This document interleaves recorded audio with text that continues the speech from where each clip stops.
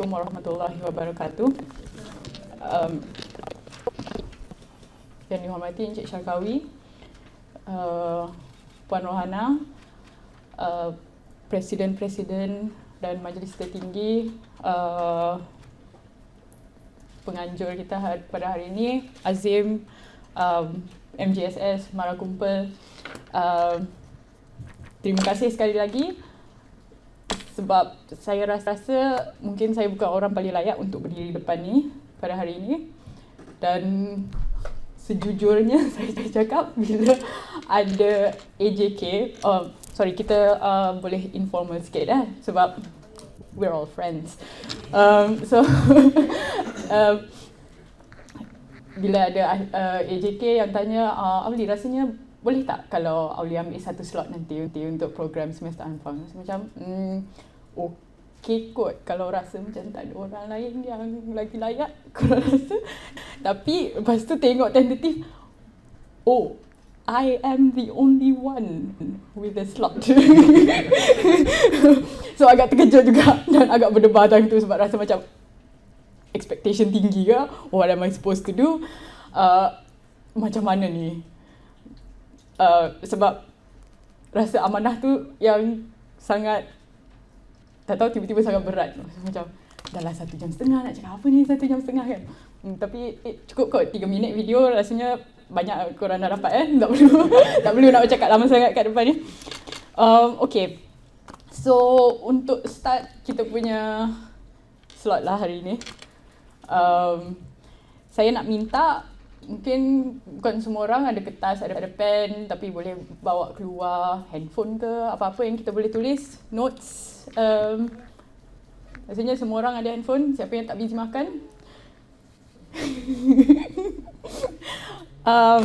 Okay, untuk opening kita, boleh tak saya nak minta masing-masing tolong buat satu sesi, short session, maybe 3, 4, 5 minutes of self-reflection. Ada 3 soalan. Saya tak nak jawapan dia. Jawapan tu untuk masing-masing, untuk diri sendiri. Just maybe to trigger something, macam mana, okay, untuk get, also maybe to get you guys in the right mindset untuk hopefully apa yang saya nak sampaikan hari ni, apa yang saya nak share hari ni. So ada 3 soalan. Kenapa korang semua ada kat sini? Ikutlah korang nak interpret soalan tu macam mana. Kenapa korang ada kat sini? Second, kenapa kat sini? Kenapa kat Germany? Kenapa bukan kat Malaysia ke? Family semua ada kat Malaysia kan? Macam best je duduk dengan family. Or kat UK ke? Kan banyak kawan-kawan kat UK, budak Malaysia banyak juga pergi. Australia ke? Dekat sikit dengan Malaysia. Germany, kena belajar bahasa. Bahasa lah kot. Kenapa tak, why Germany? And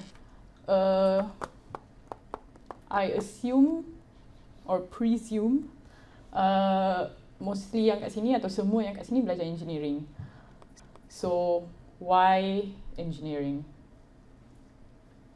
Tak kisahlah any sort of engineering, atau kalau yang bukan belajar engineering tu, apa yang korang tengah belajar sekarang? Why that course?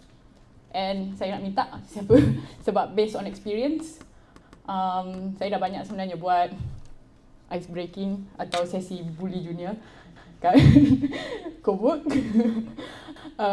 Betul tak, Apip? Okay. And yang disturbs me a bit and it bothers me a bit. 60 to 80% of the answers, why engineering? Sebab saya tak nak study medicine, sebab saya tak minat medik, sebab saya tak suka menghafal. So siapa yang ada jawapan dia macam tu, sila cari jawapan lain. Okay. Okay, I'm going to give you maybe a bit, another 2-3 minit. MC nak bagi jawapan? Boleh, siapa kalau ada volunteer nak bagi jawapan, boleh. Saya terima. Nak cakap? Ya, boleh. Oh, okay, MC nak bagi jawapan. Sebab nak kena ada orang starting saya. 3 soalan ni kan? 3 soalan. Soalan pertama, kenapa kita ada kat sini lah? Soalan ni sebenarnya sebab masa daripada kecil lagi, family selalu bawa pergi majlis graduasi kan, kakak saudara semua dekat local university lah. Tapi bila pergi local university tu, tengok macam tak nampak pun Islamik. Nama pun Universiti Malaysia, Universiti Putra Malaysia semua kan. Tapi pergaulan-pergaulan tu nampak macam tak ada yang nampak ekstrim lah macam Malaysia. So saya rasa better saya pergi belajar kat luar negara lah. Masa tu dah benda masih ada daripada kecil lagi, dah budak lagi masa tu. Soalan yang kedua, kenapa kat Germany kan? Masa tu memang dari start daripada kecil lagi.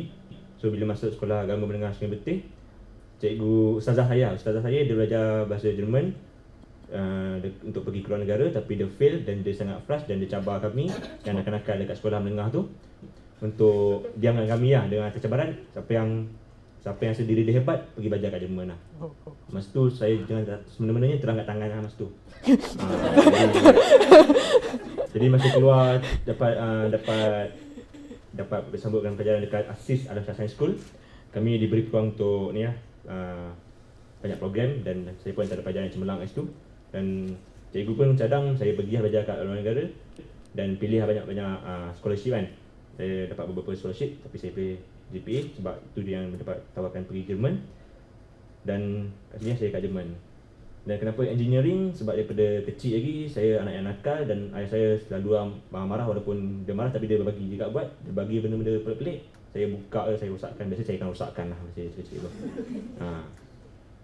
Sebagai contohnya telefon dulu mahal kan. Mahal dalam telefon yang besar tu, yang botol air kan. Tu sangat mahal lah dulu. Saya pegang, saya terus pecahkan sebab tengok dalam tu. Sebab tak tahu screwdriver apa, saya pecahkan dalam tengok dalam. Sampai sekarang ni saya buat basikal lah. So, ingatkan sampai sekarang suka pecahkan barang. Saya dah dulu sikit basikal Okey, terima kasih. Terima kasih. Saya rasa tu soalan, jawapan ni kot, skema jawapan.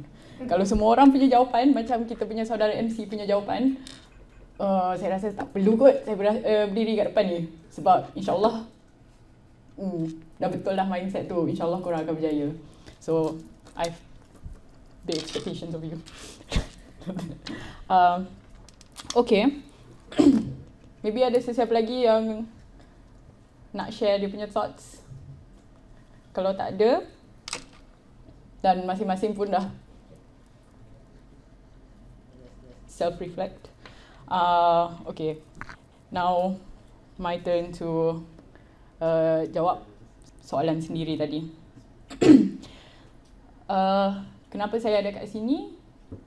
Mungkin kenapa saya still ada kat sini kan? Reti nak balik. Budak batch semua balik dah, still duduk kat sini lagi. Why? Well, firstly, alhamdulillah rezeki tu still ada kat sini lagi. And selagi rezeki tu still ada kat sini, selagi family still okay, saya duduk sini. Saya rasa macam it will be an opportunity wasted kalau balik. And sebenarnya saya tak tahu lagi pun kalau saya balik saya nak masuk bidang apa. Saya still nak kumpul experience kat sini. And so far experience tu sangat valuable lah kat sini. And why Germany? Why Germany? Why engineering? Mungkin dah ada orang yang tahu cerita ni sebab cerita ni mungkin dah diulang-ulang bertahun-tahun lamanya. Macam hikayat pula. Sebenarnya ni cerita standard lah, cerita template. Saya mungkin tak berminat untuk pecahkan barang untuk tengok dalam dia. Tapi masa kecil dulu saya minat tengok F1 dengan ayah saya. Start masa umur 10 tahun masa tu. 10 tahun, 10, 11 tahun. Masa darjah 6 lah. Darjah 6 tu macam obses gila dengan F1. Padahal tengok kat TV je pun. Sebab masa tu kan dia baru start buka kat TV. And then masa tu mungkin siapa yang still tahu tahun 2001 2001 awal-awal dulu, Petronas sponsor Sauber F1 team. Sauber F1 team based in Switzerland. Masa tu diorang guna engine BMW. So bila Petronas sponsor, so diorang buatlah TV advertisement kan. So masa tengok F1 tu, nanti masa keluar iklan adalah advertisement Petronas yang cakap aerodynamic engineer adalah seorang engineer Malaysia tu duduk kat Switzerland and jadi aerodynamic engineer untuk F1. And then I thought that's what I want to do. One day dia boleh buat, I can do it. Masa tu lah dia start. Tapi kecil lagi masa tu, 10-11 tahun. Tahu apa kita belajar fizik pun tak pernah dulu, belajar sains je. Lepas tu bila masuk sekolah menengah, dah start lah macam minat benda ni kot. Tapi last bila time masa untuk decide, masa dah form 5 kan, time masa untuk decide, okay, apa future plan, kita nak masuk mana, nak study apa. Lepas tu sembang dengan parents, and then alhamdulillah my parents selalu tanya, okay, what do you want to do? Diorang rasanya dari dulu tak pernah pun suruh study, suruh apa-apalah. As long as benda tu macam okay, that's what you want, then diorang akan bagi advice, diorang akan support, motivate, encourage. And honestly, ayah saya kot yang start balik, sebab sambil sekolah menengah tu banyaklah dengar, sebab family banyak dari Indonesia kat sini kan, banyak juga community Indonesia besar juga kan. And adalah macam distant relative yang pernah belajar kat sini, and dengarlah diorang punya horror stories pasal study kat sini. Susah, lepas tu mündliche Prüfung, and then banyaknya budak yang fail. Lepas tu last kena cuci pinggan kat jadi sebab tak boleh nak support diorang, jadi macam as long as boleh duduk sini lagi, tapi sebab study dah tak boleh jalan dah. And then exmat lah, masa tu kita tak faham exmat tu apa. Tapi and then I said, tak kot, because sebenarnya after tengok Petronas punya iklan tu kan, jadi macam okay, so macam ni lah plan. Nanti lepas SPM kita kena dapat scholarship, Petronas scholarship lah kononnya, tapi tak tahu pun Petronas mana dah hantar datang sini kan. And yeah, scholarship nak belajar kat Germany because BMW kat Germany, and so that I can work for Peter Sauber. Peter Sauber tu team boss masa tu, Peter Sauber in Switzerland, sebab kat Hinwil diorang ada, Hinwil tu nama bandar yang ada factory Sauber tu. Diorang ada wind tunnel, masa tu diorang paling canggih lah, diorang punya wind tunnel kan. Rasa macam situ, not even Ferrari, not even near. It was like Germany and then I'm going to Switzerland nak belajar engineering. So bila datang nak decide macam tapi minat yang ni juga, tapi macam minat ni juga, tapi macam minat ni juga, macam mana. And then my father was the one yang macam ingatkan balik, didn't you want to do this last time? Tapi Germany susah, tak nak, tak jadi kan, benda tu dah cancel lah, macam buang. So and then dia yang buat research dia yang cari ada program ni, scholarship ni, apa benda semua. And alhamdulillah for my father, memang without him macam tak ada apa-apa kot yang akan jalan. Sebab I am so dependent on him, even sampai sekarang pun rasa macam tak tahu, dia lah yang he's the driving force kot. So alhamdulillah for him. And so masa tu lah start. Lepas tu dia lah yang cakap dia yang siap compare program MARA, program JPA macam mana, program GMI, program Intel apa semua. So dia yang lepas tu print Auli baca ni list of scholarships offered after SPM ni apa benda semua. So dia lah sangat semangat, and bila dia semangat kita pun lagi semangat, because kita rasa macam wow, dia so encouraging, he's so motivating, so supporting. And so I can say my dad made my dream come true, I guess. It's big part of what made my dream come true. And my mom also, sebab not easy I think to let go. Only daughter, first pula tu jauh-jauh, and then tak pernah pergi boarding school, tak pernah apa semua, dan umur 19 tahun go to Germany sorang-sorang. Parents mana yang senang nak lepaskan anak macam tu. So that's why I appreciate it very much. Alhamdulillah rezeki bila dah sampai kat Germany ni. So, and alhamdulillah everything went better than I expected it to.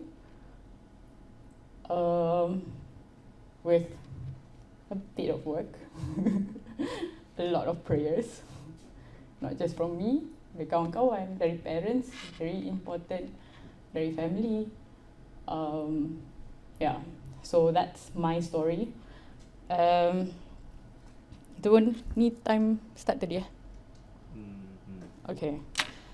So with that, I would like to go into our second self-reflection session before kita continue dengan content after this. So, his second section pun ada 3 soalan. Okay. First soalan, what do you want to achieve? Soalan ni open long first stage, middle first stage, quotes first stage. I don't know. Some people buat 5-year plan, some people buat 10-year plan, some people buat 1-week plan, I don't know. So, however you see fit. Macam mana? Okay, what do you want to achieve? What is your motivation? And that's also open. Your inner motivation, your outer motivation, your external motivation dari siapa or apa. And lastly, what is the biggest challenge for you in achieving your goal? Yang tadi awal tadi, what you want to achieve. So you have your motivation, but you also have your challenges. And I don't mind if you start thinking about questions nanti. InsyaAllah kalau kita ada masa, kita akan buat Q&A session. So maybe if you want to ask for advice, if I am the person you think fit to give you the advice, boleh kot fikir pasal tu. Okay, mungkin boleh kot and kalau tak siap lagi, you can keep thinking about it, and then maybe nanti after this ada yang akan teringat lagi ke apa ke, boleh list ni kan go on. So sebelum saya start prepare untuk saya punya slot hari ni, saya tanya apa sebenarnya expectation untuk hari ni, atau expectation in a sense that apa yang korang nak dengar sebenarnya, atau apa yang korang nak saya sampaikan. And thank you to semua yang bagi input, because sangat membantu, because I cannot give if I don't know what is expected, what you want, what people are expecting to hear. So salah satu point is what were my observations dalam my roughly 6.5 years here. 4.5 years at university, I mean half a year student collect, 4 years at university, including 2 semesters dalam industry, and then for the past 2 years I've been working in a company. What are my observations of the Malaysian students, my fellow Malaysian students? And saya banggalah nak cakap, saya dulu belajar kat FH Coburg, and we are really a family. And I'm not sure, mungkin tempat lain pun macam tu, tapi that's how I felt, that's how I still feel, even sampai sekarang. So, sampai sekarang junior pun saya tak tahu dah berapa batch. Saya tak boleh ingat dah new batch mana. I think that's when you think you've been here too long. Tapi saya still enjoy balik Coburg, kenal-kenal dengan student-student baru, kenal-kenal bully-bully student baru, And so adalah certain observations. Tapi most of my observations yang I want to share is through my personal experience yang waktu saya pun still tengah study lagi while we were going through the same thing. How different people react to different things. And masa awal-awal dulu sebab like I said, this was my childhood dream to come here to study engineering in Germany.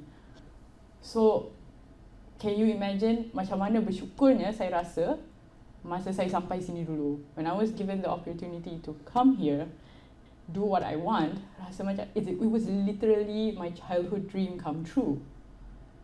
But unfortunately, that's not the case for everybody. Yang macam tadi saya tanya. And also another answer that always bothers me, why Germany? Oh, entah masa apply untuk scholarship tu, saya pilih je Germany. Sebab tak tahu nak pilih yang lain. Tak tahu, saya nampak Germany macam best je. You know, I'm not saying it's wrong. Tapi it becomes wrong when you come here and you don't appreciate that. And unfortunately, macam kita dengar benda-benda tu. And then when you are so happy to be here, because you want to be here, because it was your dream to be here, and then other people datang, menyesal lah aku datang sini, susah kot. Kenapa lah aku tak belajar kat ni apa benda semua. How do you think I feel? How do you think other people feel? Orang yang tak sure maybe. Kalau I'm so sure I want to be here, he's so sure he doesn't want to be here. Orang yang tengah-tengah tu, rasanya dia macam mana? Once you surround yourself with people with negative thoughts, and then you don't have the right mindset, you don't have the right motivation, nanti macam, susah apa aku buat kat sini Macam, kenapa susahkan diri? Jauh-jauh, kena belajar bahasa pula. Kan senang kalau kat Malaysia je. Nanti sekarang dah habis degree dah kalau kat Malaysia. Kat sini nak extend lagi. You know, and I don't think that's the right mindset. Or maybe you really don't want to do this. Then I don't have the solution. Maybe you can learn to like what you're doing. Or you can give somebody else the chance. There are people who want to be here, for sure, who want to have what you're having, and you have it, and you don't appreciate it. That's unfair. So, I know it's not easy here. I've been in your situation. I mean, maybe not every individual situation, but I've gone through the same process, mostly. And susah, I know, sangat susah, especially my first year. My biggest challenge was, I was so homesick. Setahun kot. And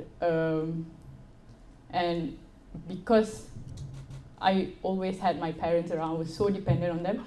Rasa macam tiba-tiba kat sini, I have to deal with everything on my own. Macam benda kecil-kecil like, alamak, I didn't know kena buat grown practicum pasal macam ni nanti ni, you know, like drama queen style. But and then lepas tu parents jauh macam these are the things that your parents can help you with. You have to deal with it. So rasa macam suddenly I have to grow up. And that's when your self-discipline comes in. It's not easy for everybody. Mungkin, I don't know. Sebab, like I said, my parents never told me to study. So there was a bit of self-discipline there, I guess. Or maybe my parents thought she'll panic anyway when it comes to exam time. So she'll figure it out. And maybe that's not the case for everybody, because that was the case for me. I do panic. But susah. I know it's difficult, and even maybe I also didn't have the right mindset. Sebab macam saya cakap tadi, dah banyak kan dengar cerita macam susah belajar kat Germany. Macam banyak je yang fail. And then masa kita orang sampai kat Coburg tu lagilah, senior banyak, seorang pun tak ada grad lagi. Seorang pun tak ada. Yang ada macam extend, tukar course. Kita orang masuk student collect tu, ada senior masuk. Kenapa? Sebab dia kena tukar course, lepas tu tak sempat masuk winter, so dia kena tunggu winter sem, so dia buat 1 sem student collect. Dia dah buat berapa sem. So rasa macam, mampu ke aku? Orang lain pun tak mampu lagi. So it was quite a horror situation kot masa kat Kobuk, masa kita orang sampai dulu. Tapi my seniors tu juga, those same seniors yang masa kita orang sampai tu, maybe ada yang sebab maybe memang pun belum time dia orang grad lagi, tapi they were also a big motivation for me. And like I said, we were like a big family. And then once yang seorang dah start grad, legend. Lepas tu dah start, so rasa macam okay, it's doable. Lepas tu ingat masa 2 minggu kita orang kat second weekend kita orang kat sini. Second weekend bukan FH tau, second weekend literally baru sampai Germany. Ada senior seorang tu dia bawa, dia masa tu marah kumpul, I can't remember. Tapi dia orang bawa kita orang pergi houseboat. Lepas tu kita orang tumpang semayang kat rumah Kak Nila seorang. So tengoklah, masuklah bilik dia kan. Lepas tu ternampak dia punya notice board, dia punya motivation board tu kan. So dia ada tulis kat situ, Note 1 oder 2 sahaja. So kita macam, seriously? Aku datang sini nak lepas je kot. Dia nak Note 1 oder 2 sahaja. So rasa macam, wow, boleh tahan ni. But bila in hindsight, bila fikir balik, if your mindset is, aku nak lepas je ni, that's how hard you will work. You will work to lepas je lah. But if you work to, be, tak boleh lah, kena dapat, note ni. And insyaAllah mampu je benda tu. If you have the right mindset, if you have the right motivation, and if you want it bad enough, insyaAllah benda tu, kalau benda tu rezeki, insyaAllah. And alhamdulillah, masa first semester tu juga, time tu dapat macam nota yang, okay, I wasn't expecting this, but okay, doable apparently. So bila dia dah start macam tu kan, macam I'm that kind of person yang macam, if I've gotten something, I've achieved something, and then terus benda tu akan jadi goal sentiasa.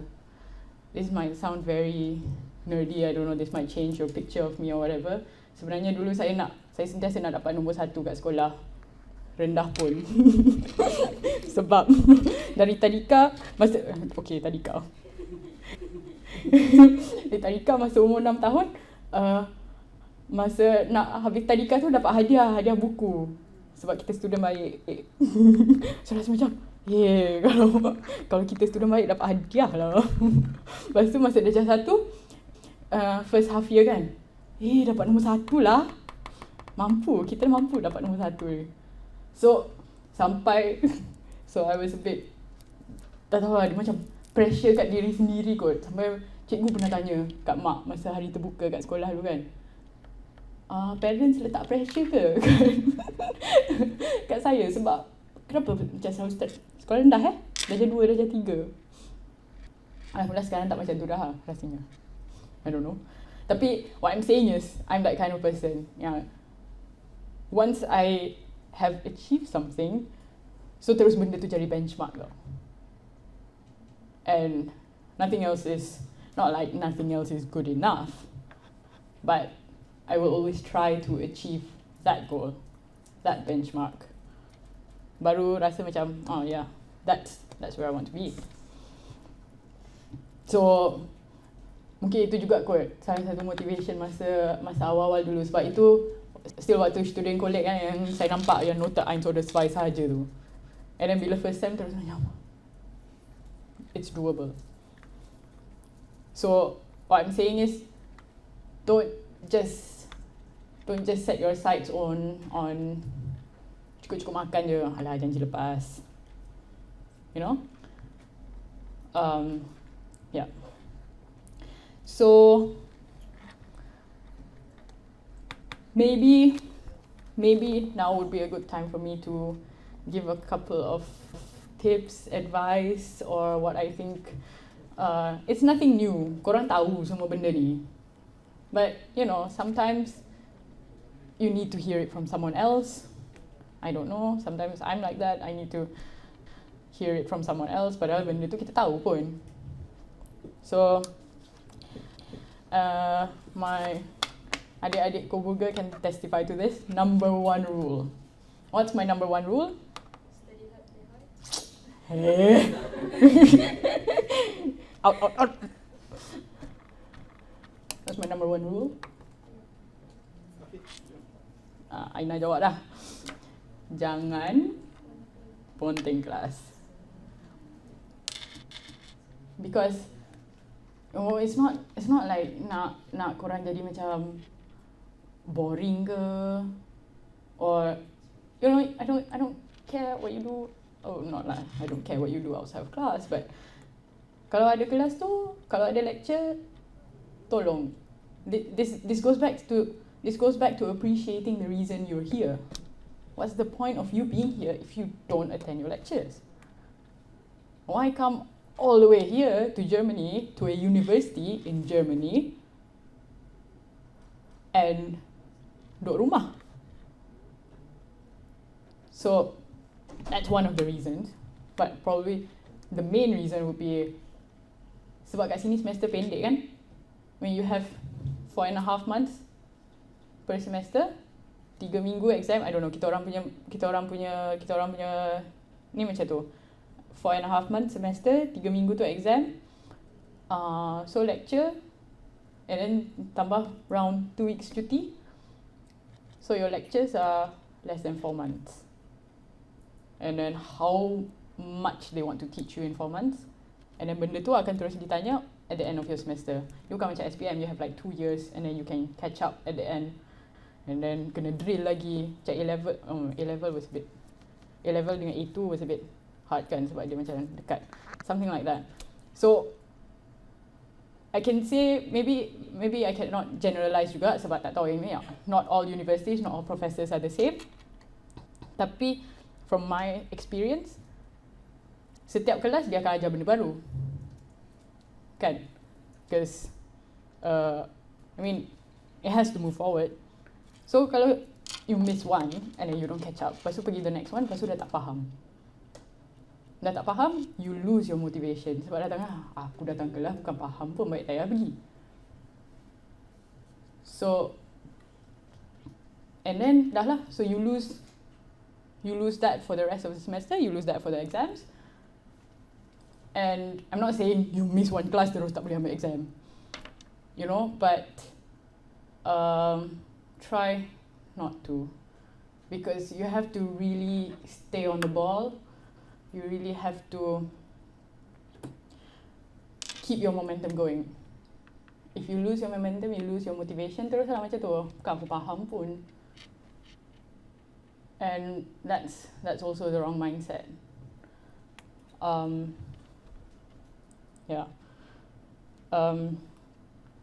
Another one, kalau boleh, especially certain subjects yang macam susah sikit kan nak faham. Yang awal-awal, maybe siapa yang belajar machine bau ke, awal-awal Werkstofftechnik. Dah lah kita bahasa pun terhegeh-hegeh lagi.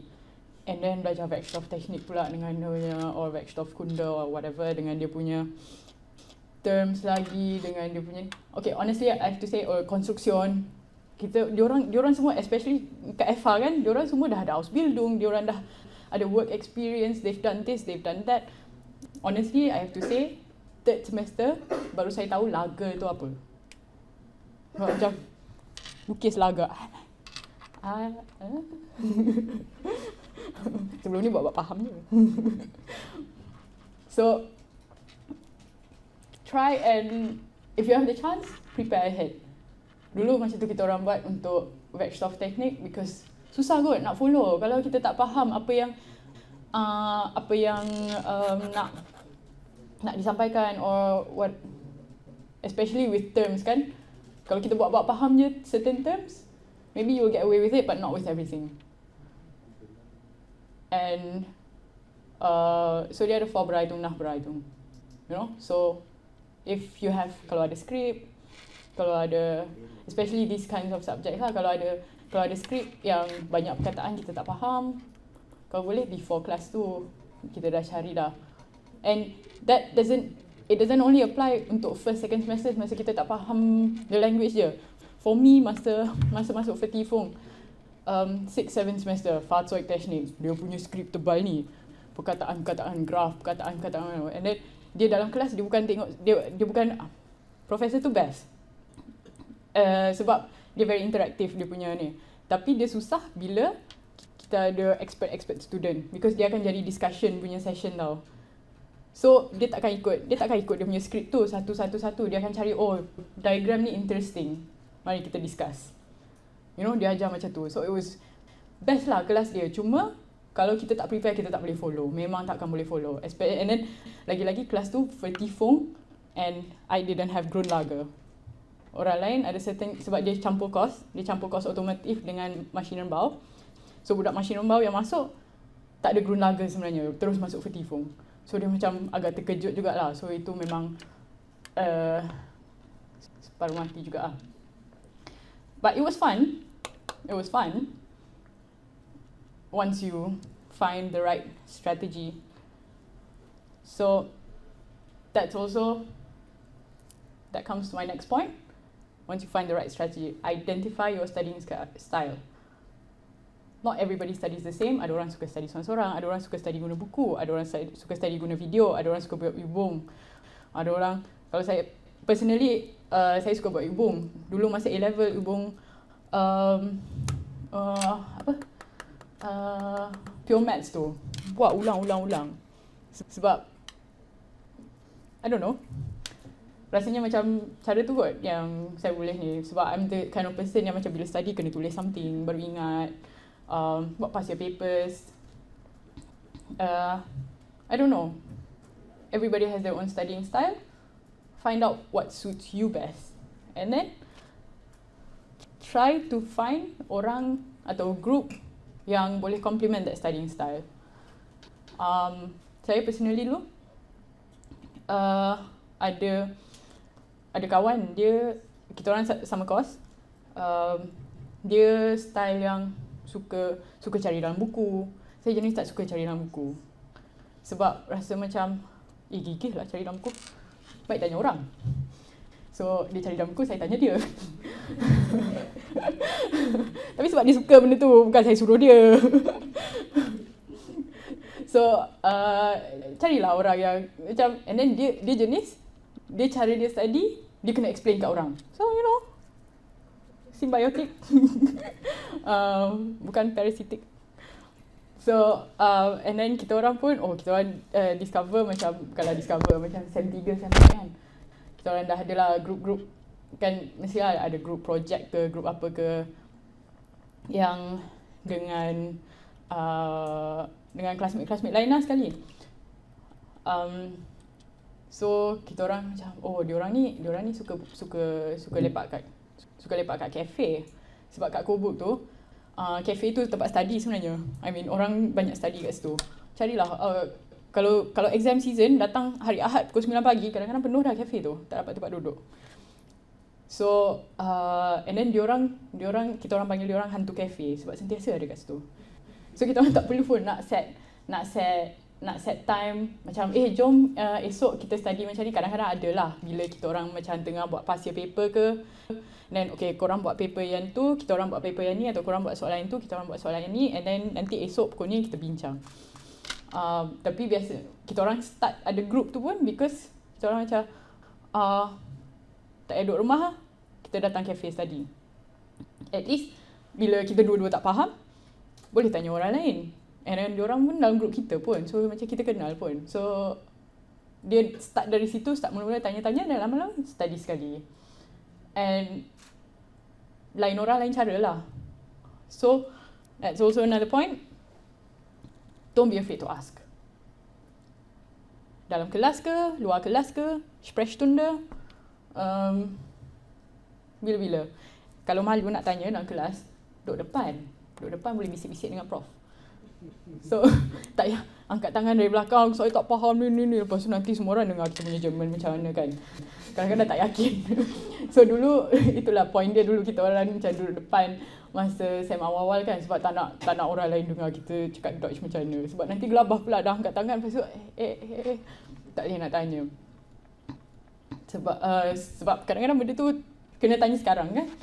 So and alhamdulillah sebab kita orang FH kecil pun, dalam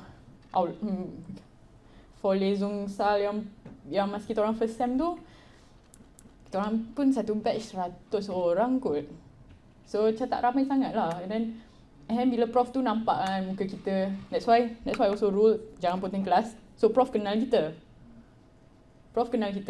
and then bila dia kenal kita, dia pun macam kita tak segan untuk tanya, because and dia pun akan jawab lah, because dia macam oh budak ni ada kenal budak ni, and dia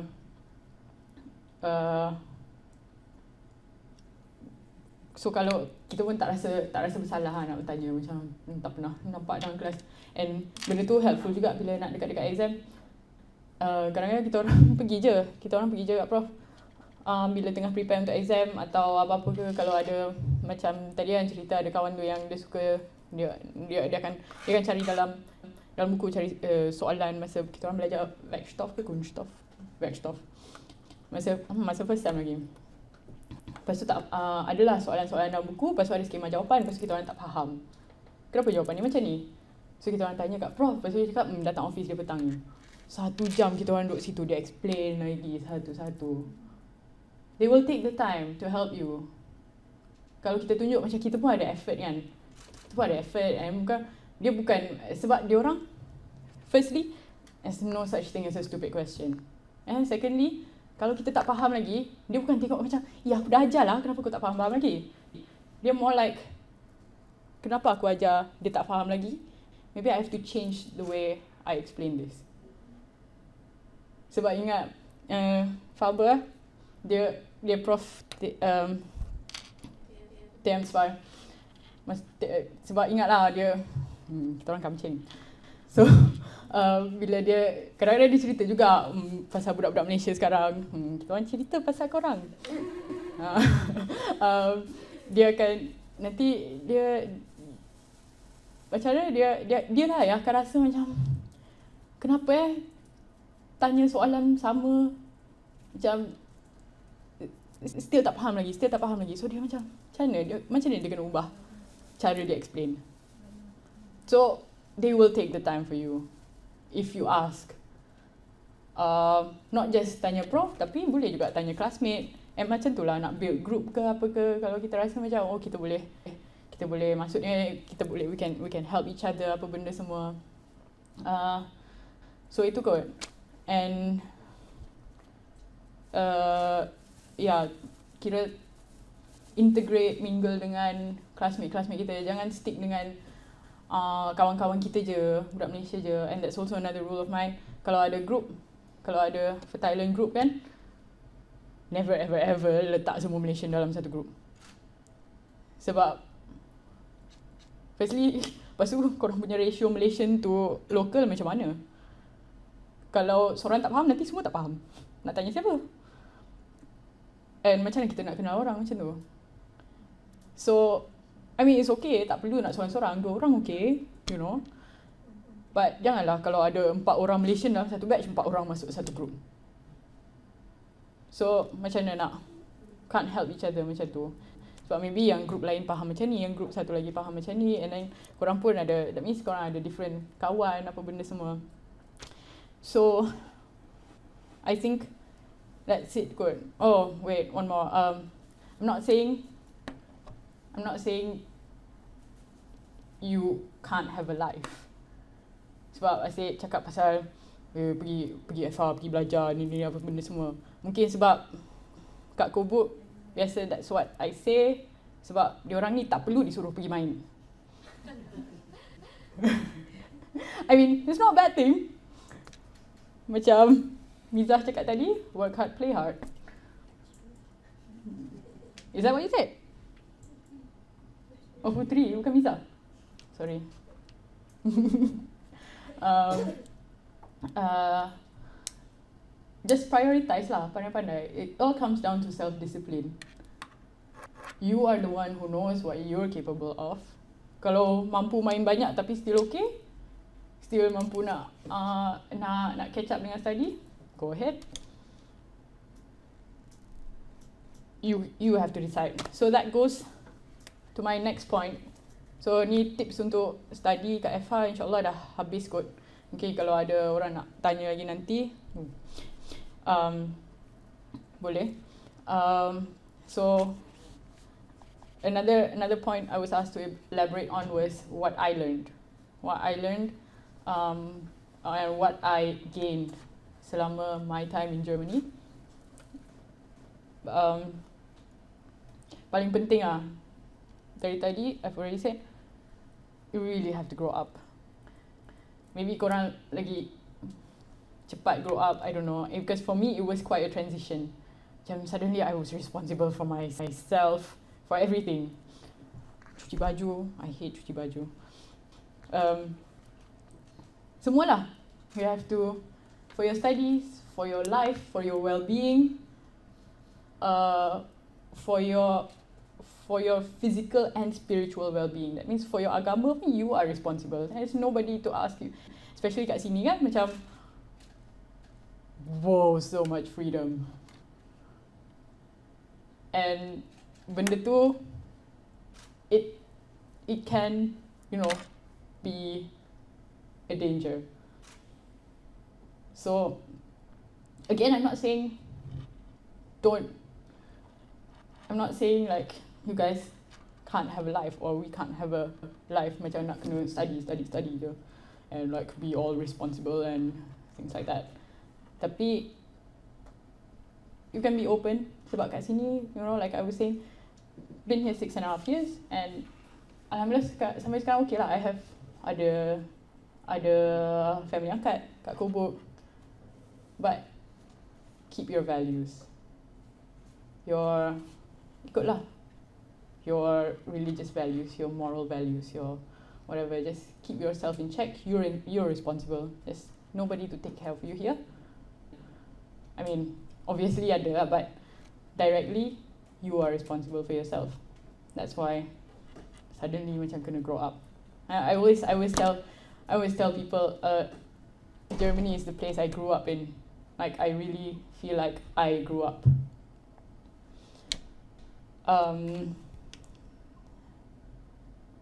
And also, what I learned is I appreciate something so much when jauh kot. Dulu sebelum ni tak pernah jauh dari family. And then, that's why lah homesick lama gila. Sampai sekarang pun, still kalau balik dari cuti kan, sampai sini mesti macam depressed. Mesti macam, rasa macam, tak tahu, what am I doing here?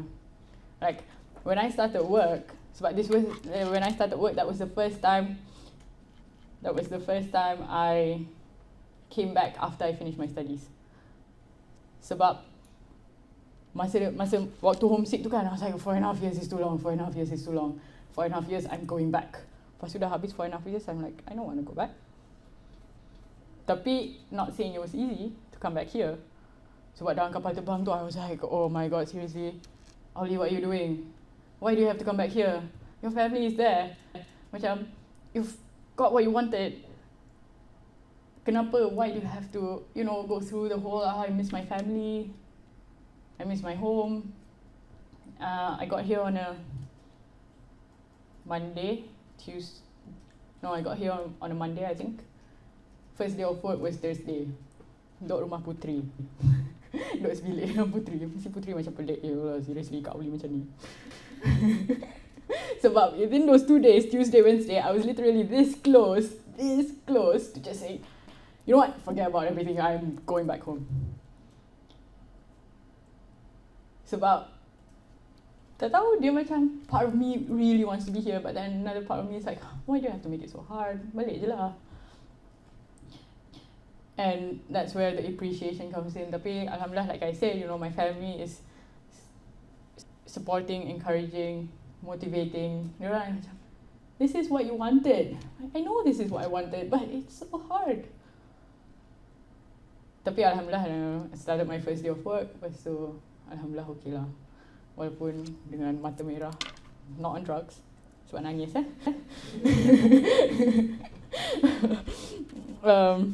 don't do drugs, kids. No, I'm kidding.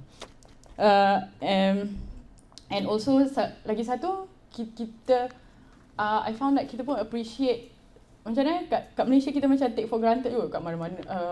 Kalau untuk yang Muslim because speaking as a Muslim, kita take for granted macam mana-mana kita pergi, kita okay je nak sembahyang, ada surau. And surau ada tempat ambil uduk semua. And then kalau kat sekolah pun ada break untuk solat. And then kalau kerja pun, I assume, I tak pernah kerja kat Malaysia, tapi ada break untuk solat. And benda tu kat sini, like, kita kena fikir banyak sangat. Macam, aku nak sembahyang pukul berapa ni, kat mana ni. And then hari ni dah pausa berapa lama. So, benda macam tu lah kita kena fikir. And you can see it as difficult, or you can also see it as a challenge. And benda tu, I don't know, I appreciate it. Because it makes me feel like I have a purpose. I rasa macam, I'm consciously thinking about this. Sebab kalau kat Malaysia macam, jom keluar, okay boleh keluar. Lepas tu, okay je lah nak sembahyang kat mana. Kalau kat sini macam, okay kita keluar pukul berapa. Sebab nanti nak sembahyang kat mana. Lepas tu dengan time lagi susah. Nanti winter ni, Zohor, Asar, Maghrib, semua dekat-dekat kan. Macam, so banyak lah kita kena fikir. And to me benda tu bukan menyusahkan. To me benda tu macam, you appreciate it. That's who you are. And itulah, that's one of the biggest things lah. Yang rasanya macam kita tak akan belajar benda tu kalau kita duduk kat Malaysia je. Because kat Malaysia benda tu you take for granted. Yeah, that's the thing. When you're around something so much, like macam tadi pun, your family ke, apa ke, your lifestyle, you take it for granted. You don't appreciate it until you know something else. Very important point, next one. Your friends are your family. Okay? Your family tak ada kat sini. Like I said, you're responsible for yourself. Tapi also, macam Encik Syakawi cakap tadi, sahabat kita mencerminkan diri kita. And itu pun we have to macam mana take care of each other. Sebab rasa sayang sangat, even I speak from experience, bila kita find out tiba-tiba, dia nak balik Malaysia, kita tak tahu pun dia ada problem. And then when you find out, you feel bad, it's already too late. So, yang maybe susah bagi yang, especially kalau ada siapa-siapa yang ada kawan study sorang-sorang kat FH tu, tanyalah dia, okay ke tak? Tanya khabar. And then kalau yang sama-sama tu, lagilah. Kalau, can you imagine kita sama-sama maybe hari-hari makan sama-sama, lepas tak tahu pun dia ada masalah, tiba-tiba dia kata, oh, dia kena balik Malaysia, atau tak dia kena tukar kos ke, atau tak dia kena expat ke. Kita tak rasa bersalah ke sebagai kawan dia sebab kita tak tahu apa masalah dia. Kita tak pernah tanya dia. So, and then bukan kita je kena tanya dia, orang yang ada masalah tu pun tolong jangan malu nak bercerita.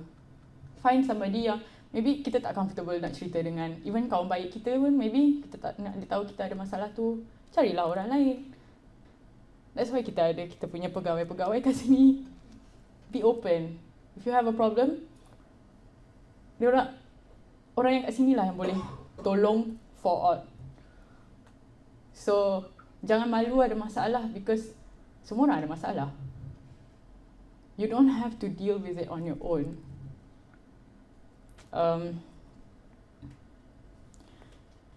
And ni macam yang tadi I already mentioned, work-life balance. I'm not saying study hard. Tapi, you're already here. Mestilah macam, I want to travel. obviously dah ada kat sini, do it. Jangan duduk dalam bilik je main game. Nothing against, okay, actually something against people yang duduk dalam bilik je main game. Seriously. But yeah, as long as macam it goes back to the point, prioritize self-discipline. You know what you're capable of. So I don't know, you decide. Just ingat balik lah. Why are you here? What do you want to achieve? Those things. Right. I was planning to finish this in 1 hour. Sekarang dah 1 jam 4 minit. But I'm getting to my conclusion. I'm going to emphasize again, appreciate this opportunity that you are already here. Someone else might want to be in your place. You could be living somebody else's dream. Maybe somebody else has an even bigger dream than mine was. And dia tak dapat that opportunity. But you guys are here. And there is a reason why you are here instead of them. So don't waste that chance. Don't take it for granted. Sebab benda tu, tak kisahlah scholar ke, bukan scholar ke, benda ni rezeki tapi juga amanah. What are you going to do with it? Are you going to just chuck it and say, you know, whatever, I don't know why I'm here, apa-apalah, go with the flow, and not do anything about it? So I hope I managed to trigger some sort of self-reflection, some sort of motivation, some sort of, I don't know, something. I hope that in the last 1 hour, apa yang saya sampaikan ni ada manfaat dia, atau mungkin bukan sekarang, mungkin bukan directly. Yeah, but like I said, I'm not sure if I'm the most qualified person to be standing here and telling you guys all this.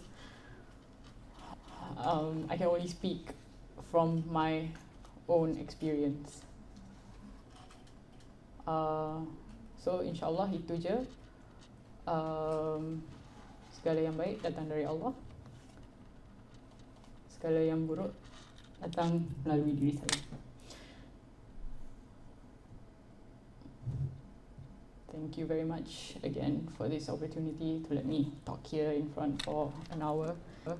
And now I would like to open the session for any questions, any, I don't know, anything.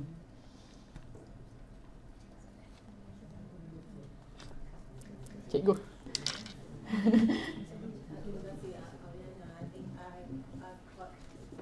Dalam yang Auliyana cakap tadi ada 2 perkara yang cikgu rasa, to me is my life experience also. First one that she is saying is that jangan ponteng. Throughout my life of schooling, daripada saya darjah 1 saya ke universiti, saya ponteng sekali sahaja. Itu pun menangis-nangis kat luar pejabat. Ayah pun nak cakap, Pak, hari ni tak nak pergi sekolah. That was when I was in standard 3. Menangis sebab nak tanya bapak, boleh tak ponteng? And it's because if you miss it. Okay? If you miss it. Takkan lupa lagi waktu itu, tak datang balik. Okay? Dan berkata juga pasal itu, yang kedua, thank you Auliyana, pasal jangan ponteng tadi. I would like to ask you, pernah ponteng? Sekolah pernah, tapi masa kat sini tertidur sekali. But being there, your mind is there. No? Dan kembali pada tidak ponteng tadi, your professor will notice you, that's for sure. Okay? Dan tadi bila Aulia kata kalau rasa macam tak ada siapa yang nak tanya kat belakang tu dan malu-malu nak tanya kat belakang, duduklah depan. My session with my professor when I was doing my masters, meja saya sini, meja prof macam ni. Sampai saya boleh tahu apa diminum dalam mengap dia. Honest. Sebab saya punya kelas pagi, dia akan kata, let me go for my coffee. Tapi saya tahu dalam tu bukan coffee. Sebab meja cikgu dan meja dia memang cantum. Thank you. So that's my experience. That's what it takes. Kita dapat peluang untuk berada di sini. Tanya balik pada diri. Is it worth? Make it worth it.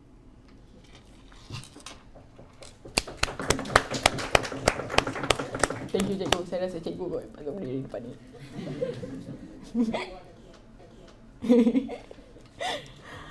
Dewi. I have two questions. And the first one would be, you have become, you were a student, and then you become a worker here in Germany. So it would be very nice if you could share how do you apply for the job? Do you really want it, and did you really apply for it, or you got some recommendation from the employer? And the second question will be, you are now working, and what is your next what is your next objective in life? Your Okay, thank you. So actually for this, in the company I'm working at, I did my diploma arbeit in that company. Masa apply praksis, I was a bit macam apply je mana-mana, I just wanted to try out this field and then apply je mana-mana. I think I sent in maybe 20-30 applications kot. And then for diploma arbeit, I was a bit choosy about it because I felt like I'm going to have to work on this for 6 months. So it cannot be something I don't like. So tak banyak sangat application. I went to a couple of interviews and then jumpa yang sesuai. And then masa tengah buat diploma arbeit at that company, I applied for this corporate trainee program, which they have for master and diploma students, master and diploma graduates. So sambil buat diploma arbeit tu, saya apply internal, but I went through the same process, interview process and everything. Cuma senangnya macam they can call up my boss and ask him for a recommendation or whatever. But this program is basically you do the job of a development engineer, but in this company you do it for 2 years.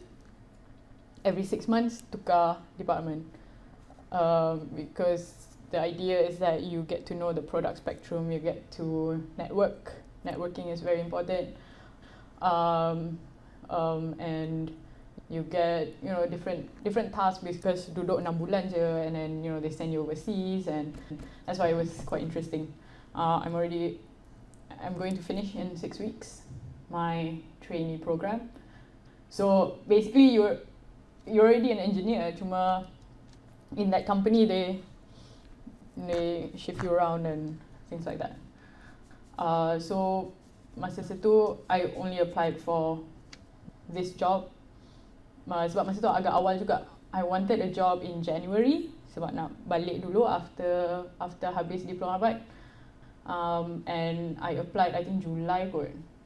And then try dulu, okay kalau dapat yang ni, then at least settle, then I can go back home for 3.5 months and then datang balik sini and start this job.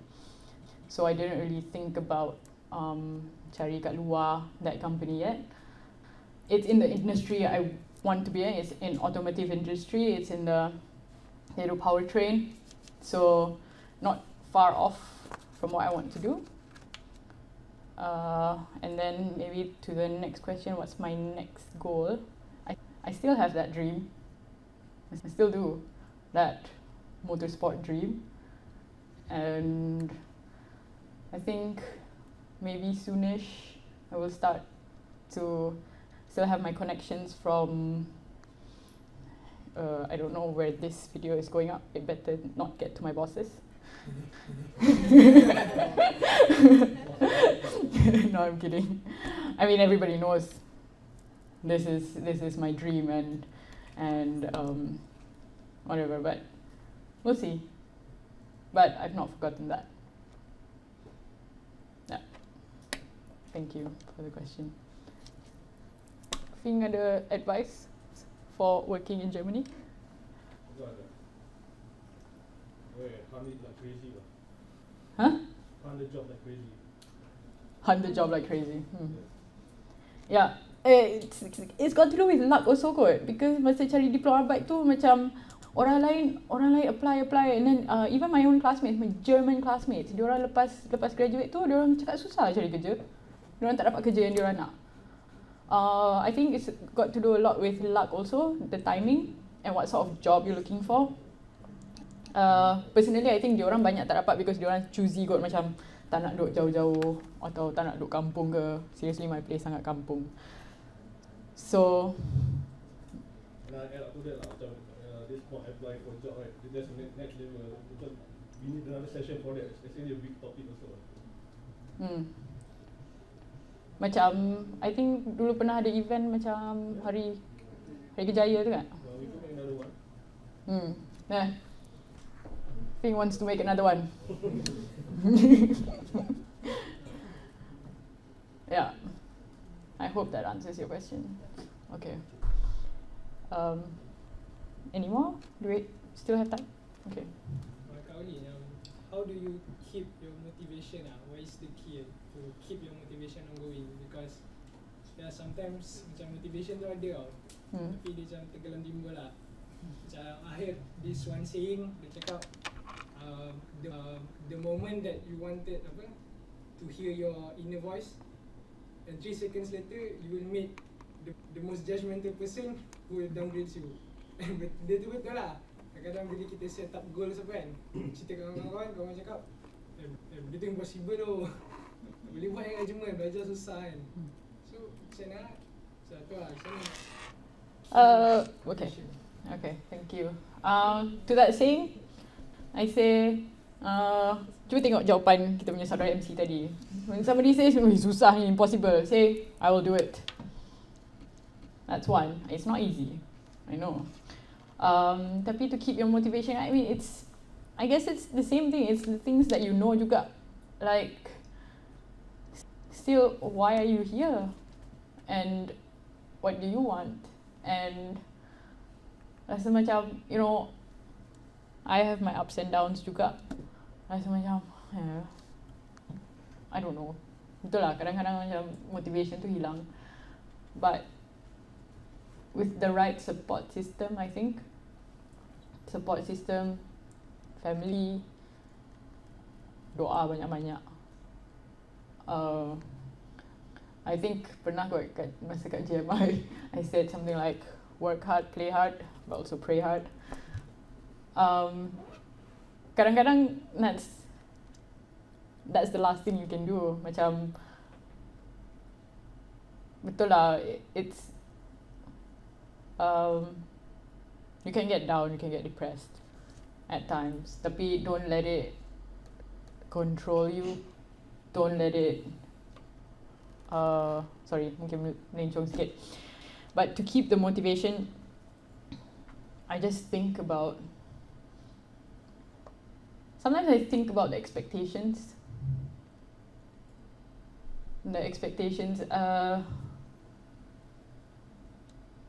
and sometimes it can work the wrong way. So I rasa macam, oh my god, people expect so much of me.